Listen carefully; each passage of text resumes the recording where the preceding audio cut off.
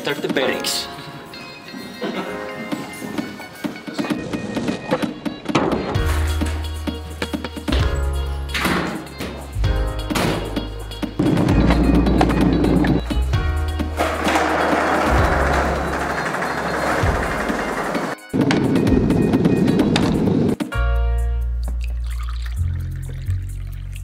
Mikäs tämä läikkaa?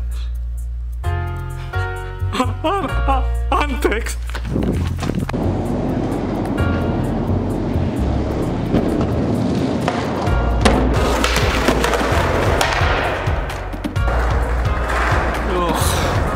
Pakko se oli. Vittu. Ootko siellä? Ole mitään. Joo, veri. Mä just tossa selitin kavereille, kun sanoin, että meidän tiimi on semmonen, että mitä jengi tiedät pelkää täällä kadulla nyt. Täällä kun me ollaan Ruoholassa, eli me niinku tavallaan hallitaan näitä kujia. Niinku just jengi pelkää teet tätä. Ja mikä se on se ääni? Se paha ääni mitä? Kuulet tää niinku mennään tolleen. Varsinkin kun niitä on 4.